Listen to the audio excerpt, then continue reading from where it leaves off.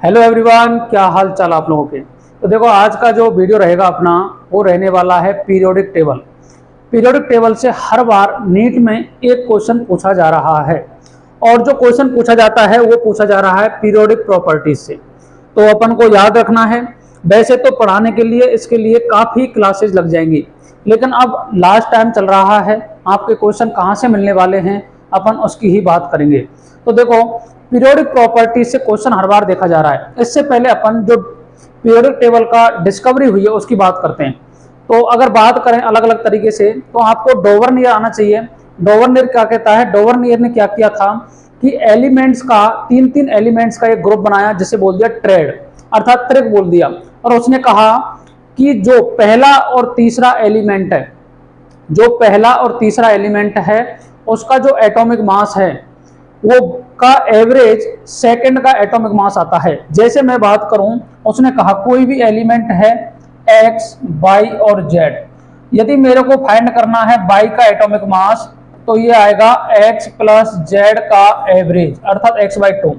तो लेकिन ये कुछ एलिमेंट्स पर तो लागू हुआ था, उसके बाद में लागू नहीं हुआ, तो इसलिए ये डिस्कार्ड हो गया। जैसे इसने जो फॉलो किया था वो किया था Li, Na और K।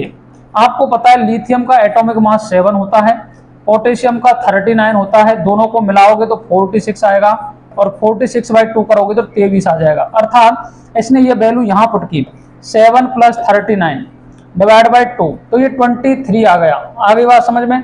लेकिन ऐसा ही काम इसने किया पी ब्लॉक के एलिमेंट पर, क्योंकि उस टाइम एलिमेंट की डिस्कवरी बहुत कम हुई थी, तो कुछ एलिमेंट्स पर ये लागू हो गया, कुछ पर लागू नहीं हुआ, तो ये थ्योरी क्या हो गई? डिस्कार्ड हो गई। जैसे अब आपको कोई भी एलिमेंट का तीन तीन का ग्रुप बना करके दे देगा पेपर में और पूछ लेगा कौन सा डोवरनियर का ट्रेड रूल को फॉलो कर रहा है, तो आप बच्चों याद रखना कि पहला और तीसरा एलिमेंट का एटॉमिक मास निकालना और 2 का भाग दे देना। यदि जो बीच वाला एलिमेंट है उसका एटॉमिक मास उसके बराबर आ रहा है तो डोवरनियर ट्रेड को फॉलो कर रहा है, और नहीं आ रहा तो कोई बात नहीं है, ठीक है, वो ऑप्शन अपना कट जाएगा। वहीं से क्वेश्चन बन सकता है इसमें, और कहीं से आपको क्वेश्चन देखने को नहीं मिलेगा। आगे बात समझ में।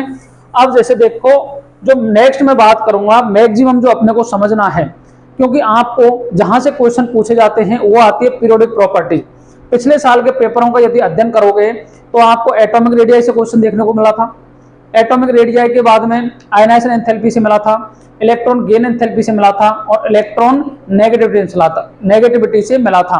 तो अपन को मैक्सिमम वही पढ़ना है जो पेपर में पूछा जा रहा है, क्योंकि लास्ट टाइम में आपको 20 या 30 मिनट्स में एक क्वेश्चन यदि अपना करेक्ट हो जाता है तो ये बहुत ही उपलब्धि की बात होगी। क्योंकि देखो, ये एग्जाम टाइम है, पढ़ने के लिए तो अपन काफी थ्योरी को पढ़ सकते हैं, लेकिन एग्जाम के टाइम पे वही पढ़ें जिससे क्वेश्चन देखने को मिलता है। तो मैं आपको समझा दूं एटॉमिक रेडियस क्या होती है, तो समझो। एटॉमिक रेडियस का मतलब होता है बच्चों, जैसे ये न्यूक्लियस है, क्या है जी? न्यूक्लियस है। इस तरीके से न्यूक्लियस होता है और न्यूक्लियस के बाहर जो ऑर्बिट होते हैं, क्या होते हैं? ऑर्बिट। इसके मध्य की जो डिस्टेंस होती है, ये डिस्टेंस, इसे ही बोलते हैं एटॉमिक रेडियस। क्या बोलते हैं?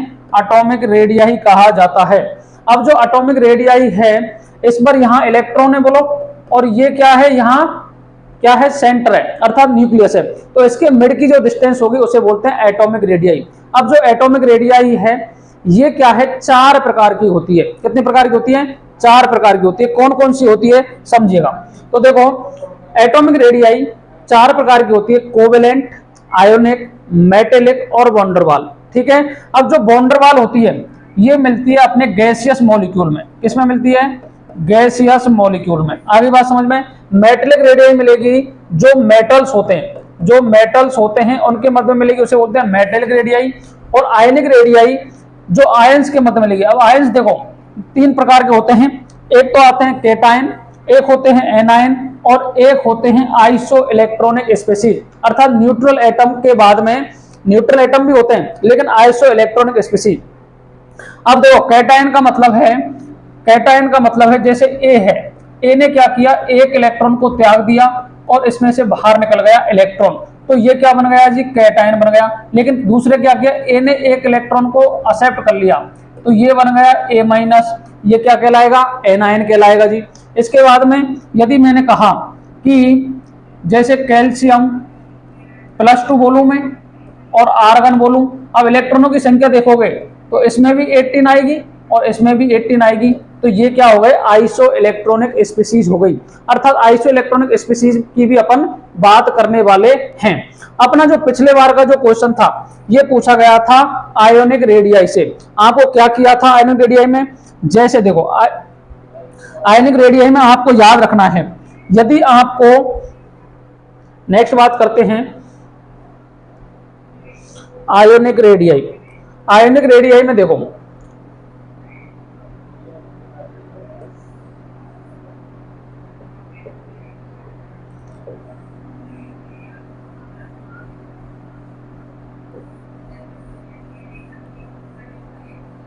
काम की बात है वो ये है कि यदि आपको कोई भी आयनिक रेडियाई दे रखी हो, तो आयनिक रेडियाई में यदि कैटायनिक चार्ज दे रखा हो, पॉजिटिव चार्ज दे रखा हो, एक दे रखा हो न्यूट्रल और एक दे रखा हो एनायन, क्या दे रखा हो, एनायन। एनायन का मतलब है नेगेटिव चार्ज दे रखा हो। तो बच्चों याद रखना, जो पॉजिटिव चार्ज से बड़ा होगा न्यूट्रल एटम और न्यूट्रल से बड़ा हो जाएगा एनायनिक। जैसे मैं बात करूं, यदि आपको पूछे carbon -4, nitrogen -3, oxygen -2, fluorine -1, neon, Na+ और Mg+2, Mg+2 में से आपको पूछेगा कि डिक्रीजिंग ऑर्डर या इंक्रीजिंग ऑर्डर बताओ। तो बच्चों याद रखना, जिसका नेगेटिव चार्ज जितना ज्यादा होगा उसका साइज उतना ही बड़ा होता है, ये बात याद रख लेना आप। तो देखो कार्बन -4 ज्यादा होगा, कार्बन -4 सबसे ज्यादा होगा, उसके बाद नाइट्रोजन -3, ऑक्सीजन -2, फ्लोरीन। अब देखो नियोन और फिर सोडियम प्लस और Mg+2, अर्थात पॉजिटिव चार्ज का मैग्नीट्यूड बढ़ेगा तो साइज छोटा हो जाएगा और नेगेटिव चार्ज का मैग्नीट्यूड बढ़ेगा तो साइज क्या हो जाएगा, बढ़ जाएगा। इसका रीजन होता है जेड इफेक्टिव। जब जेड इफेक्टिव होता है ना, वो डायरेक्टली प्रोपोर्शनल होता है नेगेटिव चार्ज के और इनवर्सली प्रोपोर्शनल होता है पॉजिटिव चार्ज के। यदि कोई भी रेडियस आपको निकालनी हो तो रेडियस निकालने का एक ही फॉर्मूला है, R = D/2, R = D/2। Covalent है तो कोवेलेंट ले लेना, मेटेलिक है तो मेटेलिक ले लेना, और कोई सी भी है तो वो ले लोगे, D/2 कर लोगे।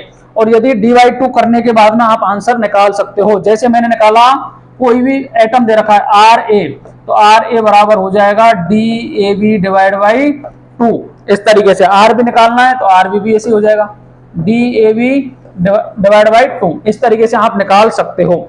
यदि आपको पेपर में पूछ ले ऑर्डर कि कौन सी सबसे बड़ी होती है, तो याद रखना सबसे बड़ी होती है वांडरवाल रेडियस, सबसे बड़ी वांडरवाल रेडियस, उसके बाद में मेटेलिक रेडियस और उससे कम होती है कोवेलेंट रेडियस। आगे बात समझ में। यदि आपको इलेक्ट्रोनेगेटिविटी वाला फॉर्मूला दे दे कि जैसे कोई भी बॉन्ड बना रखा हो और उसका डेल्टा EN भी दे रखा हो आपको, तो रेडियस फाइंड करने के लिए आपको कौन सा यूज करना पड़ेगा फॉर्मूला, शूमेकर स्टीवेंसन फॉर्मूला। ये क्या होता है बताओ, DAB बराबर RA + RB - 0.09 into delta EN, और डेल्टा EN हमेशा पॉजिटिव लोगे। जैसे A - B करूंगा, जैसे 6 - 9 है तो आपको 9 - 6 करना है, अर्थात इसका मैग्नीट्यूड हमेशा प्लस में ही लेना है शूमेकर स्टीवेंसन फॉर्मूले के अंतर्गत। यदि आपको DAB दे रखा है तो RA और RB तो आप निकाल सकते हो, किस फॉर्मूले से निकालोगे, इससे निकाल लोगे रेडियस वाले से। यदि RA और RB दे रखा है तो DAB निकाल सकते हो, 0.09 डेल्टा EN इलेक्ट्रोनेगेटिविटी डिफरेंस दे रखा होगा, उस फॉर्मूले से आप इसको यूज कर सकते हो। काफी बार तो सीधा सीधा ये फॉर्मूला ही पूछा जाता है कि शूमेकर स्टीवेंसन फॉर्मूला क्या है। आगे बात समझ में। नेक्स्ट बात करते हैं जेड इफेक्टिव की। जेड इफेक्टिव होता क्या है एक्चुअल में, इसको समझो। तो देखो ये क्या है, कोई न्यूक्लियस है, यहाँ का है क्या है, न्यूक्लियस है, और यहाँ बैठा हुआ है इलेक्ट्रॉन। क्या बैठा हुआ है जी, इलेक्ट्रॉन। इसे कहते हैं सिंगल इलेक्ट्रॉन स्पीसीज। क्या नाम है इसका, सिंगल इलेक्ट्रॉन स्पीसीज। एक इलेक्ट्रॉन है। अब एक इलेक्ट्रॉन के पास में क्या है, नेगेटिव चार्ज है, और न्यूक्लियस के पास में क्या है, पॉजिटिव चार्ज है। तो ये क्या करेगा, इसको अट्रैक्ट करेगा। क्या करने वाला है बोलो, इसको क्या करेगा, अट्रैक्ट करने वाला है, बोलो। तो जो यहां जेड इफेक्टिव होगा वो Z के बराबर ही हो जाएगा। बोलो, इस इलेक्ट्रॉन के पास में नेगेटिव चार्ज है, न्यूक्लियस के पास में पॉजिटिव चार्ज है, तो ये आसानी पूर्वक इसको अट्रैक्ट कर सकता है। अर्थात अट्रैक्शन पावर इसकी ज्यादा रहने वाली है क्योंकि सिंगल इलेक्ट्रॉन स्पीसीज है। लेकिन बच्चों समझो, यदि यही ऑर्बिट और ज्यादा दे रखे हों और इलेक्ट्रॉन यहां दे रखा है तो इलेक्ट्रॉन यहां प्रेजेंट होगा और इलेक्ट्रॉन यहां प्रेजेंट होगा। अब मेरे को इस इलेक्ट्रॉन को क्या करना है जी, अट्रैक्ट करना है। इस इलेक्ट्रॉन को अट्रैक्ट करना है। अट्रैक्ट क्या ये पहले की तरह कर सकता है क्या? तो ये अट्रैक्ट उसी तरीके से नहीं कर सकता क्योंकि ये इलेक्ट्रॉन इस इलेक्ट्रॉन को क्या करने वाले हैं, रिपेल करने वाले हैं। जो रिपल्सन काम करता है, अर्थात इस इलेक्ट्रॉन को जो शील्ड कर रहा है उसे ही बोला जाता है शील्डिंग इफेक्ट। अर्थात ये जो इलेक्ट्रॉन के द्वारा जो शील्डिंग हो रही है इसे बोलते हैं शील्डिंग इफेक्ट। क्या बोलते हैं जी? Shielding effect. बस जनरल समझ लो, इसका कोई भी यूज नहीं है। आपको समझना है कि जब Z इफेक्टिव होगा ये बराबर होगा Z माइनस सिग्मा के, और जो सिग्मा की वैल्यू है ना ये NH के लिए होती है 0.35, NP के लिए होती है 0.85 और N-1 के लिए होती है 1 के करीब। लेकिन इसका यूज कहीं भी नहीं होता है। आपको काम की बात याद क्या करनी है, यदि Z इफेक्टिव बढ़ेगा, यदि Z इफेक्टिव इंक्रीज होगा तो साइज डिक्रीज हो जाता है। क्या हो जाता है जी? साइज डिक्रीज हो जाता है। यदि सिग्मा की वैल्यू बढ़ेगी, सिग्मा की वैल्यू बढ़ेगी तो साइज बढ़ जाता है। आगे बात समझ में? सिग्मा कब बढ़ेगा बताओ? जब सिग्मा बढ़ेगा तो Z इफेक्टिव कम आएगा। अर्थात दूसरे शब्दों में क्या बोल सकता हूं, यदि Z इफेक्टिव डिक्रीज हो जाएगा तो साइज क्या हो जाएगी जी? साइज इंक्रीज हो जाएगी। तो याद रखना, जो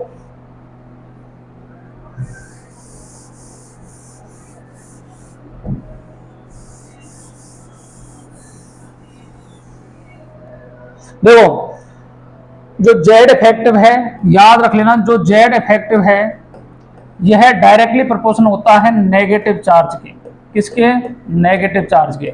और इनवर्सली प्रोपोर्शन आता है पॉजिटिव चार्ज के, पॉजिटिव चार्ज के। तो ये बात याद रख लोगे, जितना ज्यादा नेगेटिव चार्ज बढ़ेगा, नेगेटिव चार्ज बढ़ेगा, नेगेटिव चार्ज बढ़ेगा, ये देखो नेगेटिव, यहां आएगा नेगेटिव और यहां आएगा पॉजिटिव, क्योंकि पॉजिटिव चार्ज बढ़ेगा तो Z इफेक्टिव बढ़ेगा और Z इफेक्टिव बढ़ेगा तो साइज क्या हो जाएगी? छोटी हो जाएगी। आगे बात समझ में?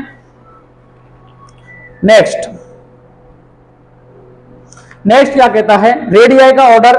यदि आपको डी ब्लॉक में देखना है तो 3D सीरीज में क्या होता है, देखो scandium, titanium, vanadium, chromium, manganese, manganese तक जाओगे तो Z इफेक्टिव बढ़ेगा। क्या बढ़ेगा? Z इफेक्टिव बढ़ेगा तो रेडियाई डिक्रीज हो जाएगी। रेडियाई डिक्रीज हो जाएगी तो साइज भी क्या हो जाएगी बताओ? डिक्रीज हो जाएगी, क्योंकि यहाँ Z इफेक्टिव ज्यादा है और सिग्मा कम है, अर्थात शील्डिंग कम हो रही है तो साइज कम हो गया। लेकिन जब आप आयरन, कोबाल्ट, निकल तक जाते हो तो Z इफेक्टिव बराबर हो जाता है शील्डिंग इफेक्ट के, तो यहाँ क्या हो जाती है? रेडियाई कांस्टेंट हो जाती है। लेकिन जब आप कॉपर से जिंक की ओर जाओगे तो शील्डिंग इफेक्ट बढ़ जाता है। क्या हो जाता है? शील्डिंग इफेक्ट बढ़ जाता है, और शील्डिंग इफेक्ट यदि बढ़ जाएगा तो Z इफेक्टिव कम हो जाएगा, और Z इफेक्टिव कम होते ही साइज क्या हो जाएगा? इंक्रीज हो जाएगा। आगे बात समझ में? ये ऑर्डर याद कर लेना भैया, सीधा सीधा पेपर में पूछा जाता है। आपको पूछ लेगा कि आप जब 3D सीरीज में, किसमें? 3D सीरीज में लेफ्ट टू राइट जाते हो तो साइज पर या एटॉमिक रेडियाई पर क्या इफेक्ट पड़ता है? तो याद रखना, स्कैंडियम से मैग्नीज तक कम होती है, आयरन, कोबाल्ट और निकल तक कांस्टेंट हो जाती है, और कॉपर, जिंक पर जाकर के दोबारा बढ़ जाती है। आ गई बात समझ में? नेक्स्ट देखो लेंथेनॉइड्स। लेंथेनॉइड्स किनको बोलते हैं बताओ? 4F सीरीज को बोलो, 4F सीरीज को क्या बोलते हैं? लेंथेनॉइड्स। इनका जनरल इलेक्ट्रॉन कन्फिगरेशन होता है N-2 F 1 to 14 N-1 S2 P6 D0 to 1 NS2। अब देखो N-2 में इलेक्ट्रॉन आ रहा है तो यहां क्या होगी बताओ? लेस शील्डिंग होगी।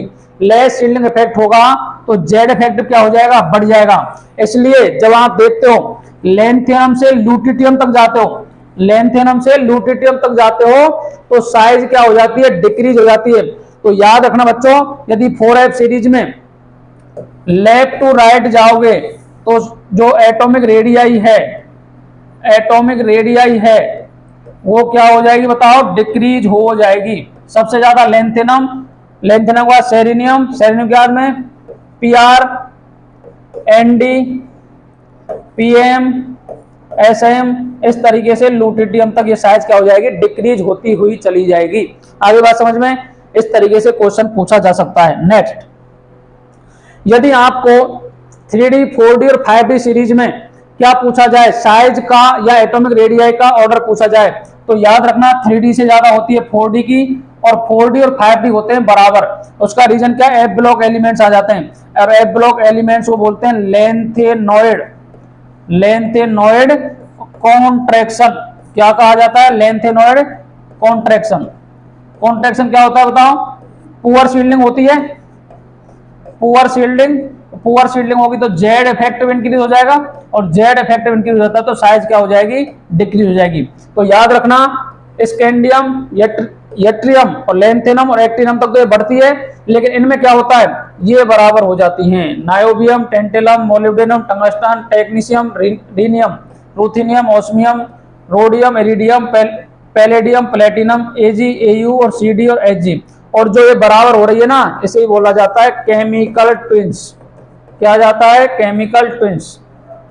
तो याद रखना बच्चों, 3D से 4D में जाओगे तो 4D में साइज इंक्रीज होता है, लेकिन 4D से 5D में जाते हो तो साइज डिक्रीज हो जाता है। डिक्रीज का मतलब है इतना कम हो जाता है 5D सीरीज का कि वो बराबर आ जाता है 4D के। रीजन क्या है, लेंथेनॉइड कॉन्ट्रैक्शन। क्या कहते हैं जी, लेंथेनॉइड कॉन्ट्रैक्शन। आगे बात समझ में, उनको कहा जाता है केमिकल ट्विंस। तो कभी भी देखे तो ये इनसे ज्यादा होती हैं, देखो, लेकिन जो नीचे वाले हैं वो क्या हो जाते हैं, इक्वल हो जाते हैं, इन्हें बोला जाता है। आगे बात समझ में, रीजन क्या है, लेंथेनॉइड कॉन्ट्रैक्शन। लेकिन जब स्कैंडियम, यट्रियम और लेंथेनम और एक्टिनम को देखा जाता है तो ये बढ़ता हुआ जाता है। अर्थात याद रख लेना 3D सीरीज, 3D सीरीज में कौन सा, स्कैंडियम, यट्रियम, लेंथेनम और एक्टिनम, इसमें साइज इंक्रीज होता है, बाकी में ये क्या हो जाता है, बराबर हो जाता है। इन्हें कहा जाता है केमिकल ट्विंस। आगे बात समझ में। Next, ionisation energy. तो देखो आयनाइजन एनर्जी क्या होता है, कोई भी गैसियस एटम दे दें आपको, गैसियस एटम में से एक इलेक्ट्रॉन निकालने के लिए आवश्यक न्यूनतम ऊर्जा को क्या कहा जाता है, आयोनाइजेशन एंथैल्पी। लेकिन कभी कभार याद रखना बच्चों, यदि आपको ए सॉलिड से एक सॉलिड और एक इलेक्ट्रॉन दे रखा है तो इसे आयोनाइजेशन एंथैल्पी नहीं कहा जाता है। कैसा एटम होना चाहिए, गैसियस एटम। तो ए सॉलिड को सबसे पहले गैस में चेंज करोगे और गैस के बाद में यहां से एक इलेक्ट्रॉन को निकालोगे, इसे ही कहा जाता है ionization enthalpy. The minimum energy requirement to remove one electron on their ground state of gaseous atom, अर्थात वह न्यूनतम ऊर्जा की मात्रा जो गैसियस एटम में से एक इलेक्ट्रॉन को निकालने के लिए आवश्यक होती है उसे बोलते हैं आयोनाइजेशन एनर्जी। ठीक है, अब आयोनाइजेशन एनर्जी में याद रखना बच्चों, कभी भी आपको यदि एक इलेक्ट्रॉन निकाला है तो एनर्जी देनी पड़ेगी, एनर्जी देनी पड़ रही है तो डेल्टा एच आता है पॉजिटिव। क्या आता है जी, डेल्टा एच पॉजिटिव आता है। तो याद रखना, यदि आप एक इलेक्ट्रॉन निकाल रहे हो, दो इलेक्ट्रॉन निकाल रहे हो, तीन इलेक्ट्रॉन निकाल रहे हो तो एनर्जी की हमेशा वैल्यू बढ़ती हुई जाती है, अर्थात तीसरा इलेक्ट्रॉन निकालोगे ना तो एनर्जी सबसे ज्यादा देनी पड़ेगी। ठीक है, याद रख लेना इस चीज को। इसके बाद में पेनिट्रेशन पावर, भेदन क्षमता, सबसे ज्यादा भेदन क्षमता होती है एस की, उसके बाद में पी की, फिर डी की, फिर एफ की। आगे बात समझ में। अब देखो ये ऑर्डर आपको याद होना चाहिए। देखो सेकंड ऑर्डर में सबसे ज्यादा नियोन होता है, फिर फ्लोरीन होता है, फिर नाइट्रोजन होता है, ऑक्सीजन, कार्बन, बेरिलियम, बोरॉन और लिथियम। आप कहोगे सर यहाँ ये अंतर क्यों दिख रहा है और ये बेरिलियम से बोरॉन में अंतर क्यों दिख रहा है, तो याद रखना बच्चों, सबसे ज्यादा जो स्टेबल होता है वो होता है फुली फिल्ड। क्या होता है जी, फुली फिल्ड। उसके बाद में जो आता है वो होता है हाफ फिल्ड, हाफ फिल्ड, और हाफ फिल्ड के बाद में आता है बैकेंड। क्या आता है, बैकेंड। लेकिन ये सारे ऑर्डर देखोगे पास वाले में, इसमें देखोगे पास वाले में, जो मेरे पास खड़ा है ना उससे मैं अपने आप को कंपेयर करूंगा। ऐसा नहीं है मैं यहां खड़ा हूं, कोई मेरे से 4 कदम दूर खड़ा है, मैं उससे अपने आप को कंपेयर करूंगा, यही इसमें होता है। ऐसा नहीं है कि नाइट्रोजन को कंपेयर कार्बन से करोगे, आप पास वाले एटम में देखोगे तो देखो सबसे ज्यादा नियोन, उसके बाद फ्लोरीन, नाइट्रोजन और ऑक्सीजन, ये होता है 2p4 और ये होता है 2p3। तो 2p3 हाफ फिल्ड है तो ये पहले आ गया। फिर कार्बन, फिर बेरिलियम फुली फिल्ड है H2, और ये है P1, अर्थात ये ज्यादा स्टेबल है। तो बेरिलियम पहले आ गया बोरॉन से। याद रखना 2024 में आयनाइजेशन एंथैल्पी का ऑर्डर पूछा गया है ये, ठीक है। कोई भी 4-5 एलिमेंट ले लेगा और पूछ लेगा, वही रीजन यहाँ है। देखो फास्फोरस पहले आ गया सल्फर से, उसके बाद में मैग्नीशियम पहले आ गया एल्यूमिनियम से। आगे बात समझ में। यदि सेकंड आयनाइजेशन एंथैल्पी पूछे, ये तो क्या है फर्स्ट आयनाइजेशन एंथैल्पी है, सेकंड पूछे तो एक एक इलेक्ट्रॉन निकाल करके देख लेना। जो फुली फिल्ड आ रहा है वो सबसे ज्यादा हो जाएगा, जो हाफ फिल्ड आ रहा है वो उससे कम हो जाएगा, और जो वेकेंट आ रहा है वो उससे कम हो जाएगा। याद रख लेना इस बात को, ये ऑर्डर तो आपको याद होने चाहिए। नेक्स्ट बात करते हैं, नेक्स्ट बात करते हैं बेसिक नेचर। किसकी बात करते हैं? Basic nature. काफी बार आपको पेपर में बेसिक नेचर से क्वेश्चन पूछा जाता है, तो याद रखना यदि आप पीरियोडिक टेबल में लेफ्ट टू राइट जा रहे हो, कहां जा रहे हो? लेफ्ट टू राइट जा रहे हो, तो एसिडिक नेचर बढ़ता है, जबकि बेसिक नेचर क्या होता है? डिक्रीज होता है। याद रखना दो चीजें, यदि आप क्या कर रहे हो पीरियोडिक टेबल में लेफ्ट टू राइट जाओगे तो जो चीज लेफ्ट टू राइट बढ़ रही है वो अप टू डाउन जाने पर कम हो जाती है मैक्सिमम केस में, ठीक है। अब देखो एसिडिक नेचर बढ़ रहा है, लेकिन एसिडिक नेचर नीचे जाने पर क्या हो रहा है बताओ?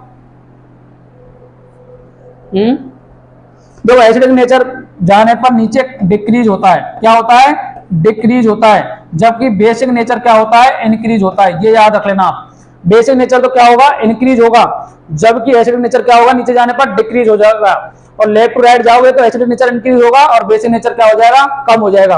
अब समझ लो, lithium, sodium hydroxide, potassium hydroxide, rubidium hydroxide और सीजियम, तो नीचे जाने पर बेसिक नेचर क्या होता है जी? इंक्रीज होता है। याद रख लेना ये बात। इसके बाद में अगर एल्कली अर्थ मेटल का भी देखोगे तो नीचे जाने पर बेसिक नेचर क्या होगा? इंक्रीज होगा।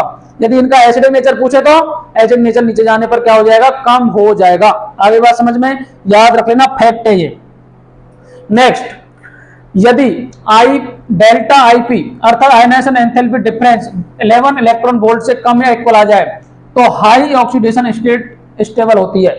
अर्थात आप देखना कभी भी कोई भी एलिमेंट जिस जोन से स्टेबल ऑक्सीडेशन स्टेट अवस्था में मिल रहा है उसका एनर्जी डिफरेंस यदि 11 इलेक्ट्रॉन वोल्ट से कम है तो जो मैक्सिमम ऑक्सीडेशन स्टेट होगी वो स्टेबल होगी, और यदि डेल्टा आईपी का वैल्यू 16 इलेक्ट्रॉन वोल्ट से ज्यादा है या इक्वल है तो लो ऑक्सीडेशन स्टेट क्या होती है जी? स्टेबल होती है।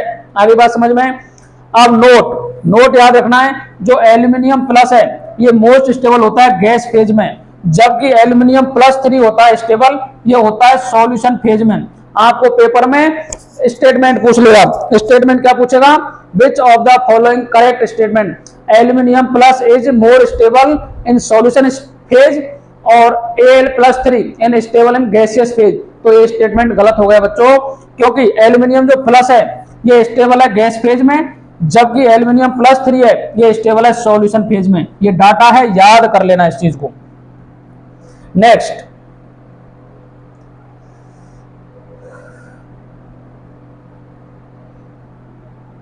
देखिएगा आईपी के ऑर्डर आपको पूछे जाते हैं पी ब्लॉक से। तो देखो 13 ग्रुप में यदि पूछे तो आईपी का ऑर्डर होता है सबसे ज्यादा बोरॉन, उसके बाद थैलियम, फिर गैलियम, एल्यूमिनियम और इंडियम। याद कैसे करोगे? आपको डब्लू बनाना आता है क्या? इस तरीके से। तो यहां सबसे पहले बोरॉन, फिर एल्यूमिनियम, फिर गैलियम, फिर इंडियम और थैलियम। अब क्या करो? लिखते जाओ। सबसे ज्यादा बोरॉन, उसके बाद में थैलियम, उसके बाद में गैलियम, उसके बाद में बताओ कौन आएगा? बोलो। एल्यूमिनियम, और इसके बाद में इंडियम आ जाएगा। आगे बात समझ में। ऑर्डर याद रखना, 13 ग्रुप का ऑर्डर हर बार पूछा जाता है किसी ना किसी पेपर में, क्योंकि एक्सेप्शन है ये। आप पूछोगे सर इसका रीजन क्या है? रीजन क्या है बताओ? थैलियम क्यों आया यहां? तो यहां हुआ लेंथेनॉइड कॉन्ट्रैक्शन। क्या हुआ? Lanthanoid contraction. गैलियम कैसे आ गया? एल्यूमिनियम से आ गया। यहां हुआ ट्रांजिशन। क्या हुआ? ट्रांजिशन एलिमेंट का कॉन्ट्रैक्शन हो गया। तो यहाँ ट्रांजिशन एलिमेंट आ गए और यहाँ 4f के एलिमेंट आ गए, इसलिए ये क्या हो गई? आयनाइजेशन एंथैल्पी में डिफरेंस देखा गया है। आगे बात समझ में। इसके बाद में फोर्थ कार्बन फैमिली की बात करें तो देखो सबसे ज्यादा कार्बन की, फिर सिलिकॉन, फिर जर्मेनियम, फिर लेड और टिन। अर्थात जो पीबी नीचे था ये ऊपर चला जाएगा और टिन नीचे आ जाएगा। आगे बात समझ में, याद कर लेना। अगर रिलेटिव आईपी पूछे आपसे तो सबसे ज्यादा ट्रांजिशन एलिमेंट की होती है, फिर एफ ब्लॉक के एलिमेंट्स की होती है और लास्ट में आते हैं एल्कली मेटल्स। आगे बात समझ में। नेक्स्ट,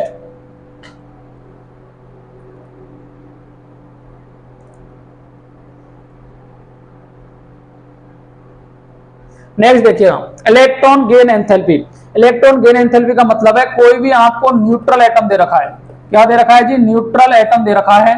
न्यूट्रल एटम में एक इलेक्ट्रॉन ऐड करने पर जितनी एनर्जी की रिक्वायरमेंट होती है या एनर्जी रिलीज होती है उसे बोला जाता है इलेक्ट्रॉन गेन एंथैल्पी। पुराने समय में इलेक्ट्रॉन अफिनिटी के नाम से जाना जाता था इसको, अब इसको इलेक्ट्रॉन गेन एंथैल्पी के नाम से जाना जाता है। अर्थात न्यूट्रल एटम में यदि आप एक इलेक्ट्रॉन ऐड करोगे तो एनर्जी मैक्सिमम केस में रिलीज होती है, जबकि सेकंड इलेक्ट्रॉन यदि आप लेकर के आओगे तो जो इलेक्ट्रॉन बैठा है ऊपर की साइड में वो क्या करेगा, रिपेल करेगा, और रिपेल करने के साथ में ही क्या होगा बताओ, एनर्जी की बाहर से रिक्वायरमेंट होती है। तो याद रखना, पहला इलेक्ट्रॉन यदि जा रहा है तो सम्मान पूर्वक बुलाया जाएगा उसको, और यदि सेकंड इलेक्ट्रॉन आ रहा है तो उसका रिपल्सन होगा, इसलिए एनर्जी बाहर से देनी पड़ेगी, और देनी पड़ेगी तो वो प्रोसेस होगा एंडोथर्मिक। तो आपको याद रखना है, यदि पहला इलेक्ट्रॉन ऐड कर रहे हैं तो प्रोसेस होगा एक्सोथर्मिक, एक्सोथर्मिक, और सेकंड इलेक्ट्रॉन अगर ऐड कर रहे हो तो प्रोसेस होगा एंडोथर्मिक। आगे बात समझ में। अब इसके बाद में याद क्या रखना है, मैक्सिमम केस में इलेक्ट्रॉन गेन एंथैल्पी के ऑर्डर याद होने चाहिए। तो बच्चों याद रखना, जो भी मोस्ट स्टेबल है अर्थात फुली फिल्ड है वह इलेक्ट्रॉन को आने से मना करेगा, क्योंकि वो स्टेबिलिटी को कम करने वाला है, और स्टेबिलिटी को कम करेगा तो उनकी इलेक्ट्रॉन गेन एंथैल्पी भी क्या हो जाएगी, कम हो जाएगी। तो देखो आर्गन की सबसे कम, फिर मैग्नीशियम, फुली फिल्ड है दोनों। उसके बाद में एल्यूमिनियम आ गया, फिर सोडियम, फॉस्फोरस, सिलिकॉन, सल्फर और क्लोरीन, अर्थात क्लोरीन की सबसे ज्यादा होती है, ये याद रखना। पीरियोडिक टेबल में इलेक्ट्रॉन गेन एंथैल्पी सबसे ज्यादा होती है क्लोरीन की। उसके बाद में सेकंड की पूछे तो देखो नियोन के बाद में बेरिलियम, फिर नाइट्रोजन, ये फुली फिल्ड है। इसके बाद में ये हाफ फिल्ड है, और फिर बोरॉन, बलीकोप, क्या याद रखोगे इसको, बलीकोप। अर्थात सेकंड की अगर आपको पूछे तो सबसे कम नियोन की, फिर बेरिलियम की, फिर नाइट्रोजन की, फिर बलीकोप, अर्थात बोरॉन, लिथियम, कार्बन, ऑक्सीजन और फ्लोरीन, ये आ जाएंगे। आगे बात समझ में। यदि आपको क्या करे, कंपेयर पूछ ले, कंपेयर पूछने पर क्या करेगा कि जैसे आपको दे दिया ऑक्सीजन, सल्फर, फ्लोरीन, क्लोरीन और नाइट्रोजन और फास्फोरस, तो याद रखना बच्चों, सबसे पहले जो नीचे वाला है अर्थात सेकंड पीरियड से ज्यादा होगी थर्ड की, और उसके बाद में क्रॉस कर देना इनका, अर्थात फ्लोरीन से ज्यादा क्लोरीन की, फिर क्रॉस किया तो फ्लोरीन ऊपर आ गया, फिर सल्फर आ गया, फिर ऑक्सीजन आ गया, फिर इसके बाद करोगे तो क्या आएगा, फास्फोरस आएगा, सबसे कम नाइट्रोजन आ जाएगा, अर्थात यहाँ फास्फोरस फिर नाइट्रोजन। आ गई कहानी समझ में। यदि आप कहो सर कार्बन और सिलिकॉन की चाहिए मेरे को, तो याद रखना ये हाफ फिल्ड है तो ये पीछे चला जाएगा, और सिलिकॉन और कार्बन इससे आगे आ जाएगा। आगे बात समझ में। तो ये ऑर्डर याद कर लेना, पहले तो ये कर लेना, argon Mg, Al, Na, P, Si, Cl, सबसे ज्यादा क्लोरीन की, सेकंड पीरियड में सबसे ज्यादा कम नियोन की, उसके बाद बेरिलियम की, फिर नाइट्रोजन की, फिर याद कर लेना बलीकोप, अर्थात बोरॉन, लिथियम, कार्बन, ऑक्सीजन और फ्लोरीन। यदि आपको सेकंड और थर्ड पीरियड की कंपेयर करवाए तो थर्ड पीरियड की ज्यादा होती है सेकंड पीरियड से, लेकिन याद रखोगे जैसे फ्लोरीन, क्लोरीन, ऑक्सीजन, सल्फर ही करवाए तो सबसे ज्यादा क्लोरीन, फिर फ्लोरीन, फिर सल्फर, फिर ऑक्सीजन, फिर फास्फोरस, फिर नाइट्रोजन। यदि आपको 14 ग्रुप की भी करवा ले तो सिलिकॉन और कार्बन उससे ऊपर चले जाएंगे। ये बात आगे समझ में। याद करने, डाटा बिल्कुल याद होने चाहिए, एक क्वेश्चन मिलने वाला है यहां से आपको। नेक्स्ट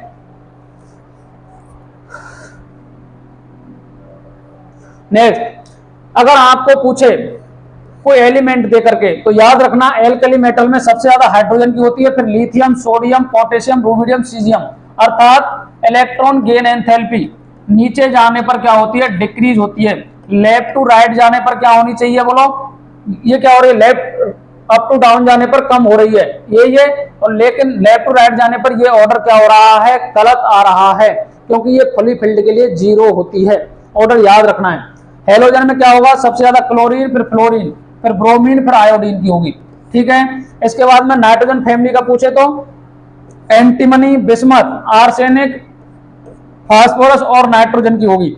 ऑक्सीजन फैमिली में पूछे तो सल्फर, फिर सेलेनियम, फिर टेल्यूरियम और फिर ऑक्सीजन, अर्थात ऑक्सीजन सबसे कम हो जाएगा। ये ऑर्डर याद रखने हैं आपको, ठीक है जी। नेक्स्ट बात करते हैं इलेक्ट्रोनेगेटिविटी।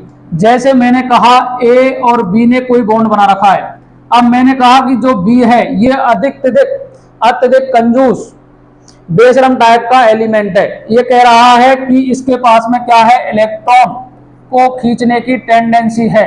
अर्थात यदि कोई भी आपको कंपाउंड दे रखा है, उसमें से जैसे मैंने कहा बी की इलेक्ट्रोनेगेटिविटी ज्यादा है, अर्थात बी की इलेक्ट्रोनेगेटिविटी किससे ज्यादा है, ए से ज्यादा है, तो बी की साइड में इलेक्ट्रॉन शिफ्ट हो गए, अर्थात शेयर्ड पेयर इलेक्ट्रॉन को अपनी ओर अट्रैक्शन करने की पावर ही क्या कहलाती है, इलेक्ट्रोनेगेटिविटी कहलाती है। आगे बात समझ में। तो बी ने यहाँ ये मोर इलेक्ट्रोनेगेटिव हो गया, तो इसने इलेक्ट्रॉन अपनी ओर शिफ्ट कर लिए। इसे बोलते हैं विद्युत ऋणता। इलेक्ट्रॉन को अपनी ओर आकर्षित करने की क्षमता क्या कहलाती है, विद्युत ऋणता कहलाती है। याद रखना सबसे ज्यादा फ्लोरीन की होती है, फिर ऑक्सीजन की होती है, नाइट्रोजन और क्लोरीन की बराबर होती है, ब्रोमीन की उससे कम होती है, आयोडीन सल्फर और कार्बन की बराबर होती है, फास्फोरस और हाइड्रोजन की बराबर होती है। इसकी ट्रिक है फन, नकल, बियर, इश्क में पहलवान। इस तरीके से याद कर लेना इसको। अब देखो कुछ इसके डाटा आ जाए। यदि ऑक्सीडेशन स्टेट बढ़ रही है, जैसे मैंने कहा मैग्नीज +2 में है, मैग्नीज +3 में है, मैग्नीज +7 में है, तो जिसकी ऑक्सीडेशन स्टेट जितनी ज्यादा होगी वो है मोर इलेक्ट्रोनेगेटिव होगा। ठीक है। यदि हाइब्रिडाइजेशन की बात करें तो sp सबसे ज्यादा, फिर sp2, फिर sp3, अर्थात हाइब्रिडाइजेशन में sp सबसे आगे आने वाला है। यदि हाइब्रिडाइजेशन में sp हाइब्रिडाइजेशन आ रहा है तो वह मोर इलेक्ट्रोनेगेटिव कहलाने वाला है। यदि एंगल बढ़ रहा है थीटा 180, तो देखो थीटा तो बढ़ेगा क्योंकि sp के लिए 180 है, sp2 के लिए 120 है और sp3 के लिए 109 है, अर्थात थीटा बढ़ने के साथ में भी इलेक्ट्रोनेगेटिविटी क्या हो जाती है, बढ़ जाती है। इसके बाद में यदि कोई छोटी रिंग दे रखी है, जैसे आपको दे दिया साइक्लोप्रोपेन, साइक्लोब्यूटेन, पेंटेन, ये दे दिया, तो याद रखना ये सबसे ज्यादा मोर इलेक्ट्रोनेगेटिव साइक्लोप्रोपेन, फिर ब्यूटेन, फिर पेंटेन आने वाला है, ये याद रखना है। नेक्स्ट, यदि आपको EN पूछे तो EN देखो सीजियम की और फ्रेंशियम की बराबर होती है 0.7, गैलियम की ज्यादा होती है एल्यूमिनियम से, जिंक, कैडमियम, मरकरी, अर्थात जिंक से ज्यादा इलेक्ट्रोनेगेटिव कैडमियम होता है, फिर Hg होता है मरकरी। यदि आपको पूछे फ्लोरीन ज्यादा इलेक्ट्रोनेगेटिव होता है क्लोरीन से, जबकि इलेक्ट्रॉन गेन एंथैल्पी की बात करूं तो क्लोरीन सबसे ज्यादा आता है फ्लोरीन से, ये बात याद रख लोगे। ठीक है। यदि आपको पूछे कैलकुलेशन ऑफ EN के फॉर्मूले पूछे या आपको ये फाइंड करवाए, तो याद रखना सबसे पहले आता है मोलिकन स्केल। मोलिकन क्या कहता है, EN बराबर होता है IP + EA, ionisation potential plus electron affinity या electron gain enthalpy divide by 2, और ये सब निकालते हैं इलेक्ट्रॉन वोल्ट पर एटम में। आगे बात समझ में। पाउलिंग स्केल, पाउलिंग स्केल इसके लिए बहुत ही इंपॉर्टेंट है। पाउलिंग स्केल क्या कहता है, IP + EA अपॉन 5.6, अर्थात एक्चुअल में किससे मल्टीप्लाई किया 5.6, 2.8 से, तो इस तरह से निकाल सकते हो, या फिर XA - XB बराबर 0.208 डेल्टा। डेल्टा क्या होता है, डेल्टा बराबर होता है EAB, अर्थात आपको एनर्जी देगा बॉन्ड एनर्जी EAB की, अर्थात AB की देगा, AA की देगा, BB की देगा, उसमें से आपको ये फाइंड करना है। आगे बात समझ में। इस तरीके से अपन निकाल सकते हैं। आयनिक करेक्टर परसेंट I बराबर होता है 16 × delta EN plus 3.5 × delta EN का स्क्वायर, और डेल्टा EN क्या होता है, XA - XB। याद रखना कभी भी नेगेटिव में नहीं आएगा, ये 6 - 4 बराबर 2, ऐसा नहीं होगा 4 - 6 बराबर -2, अर्थात आपको मैग्नीट्यूड यूज करना है, यहाँ उसका साइन यूज नहीं करना है। तो देखो कम समय में वन शॉट के माध्यम से मैंने पीरियोडिक टेबल वाला जो चैप्टर है उसमें जो जितने भी डाटा दे रखे हैं, जहां से क्वेश्चन हर बार पूछे जा रहे हैं, उनको समझाने की कोशिश की है। तो सभी चैनल को लाइक, शेयर एंड सब्सक्राइब कर दें, और जो भी बच्चे नीट की तैयारी कर रहे हैं उनके लिए ये वीडियो बहुत ही हेल्पफुल रहने वाला है, क्योंकि इसमें जहां से भी क्वेश्चन बनते हैं, प्रीवियस ईयर में बने हैं, वो सारे डाटा मैंने इसमें वीडियो में कंक्लूड कर लिए हैं। तो आज के लिए रखते हैं यहीं तक। चैनल को लाइक, शेयर एंड सब्सक्राइब कर देना। Jai Hind, Radhe Radhe, take care, bye bye.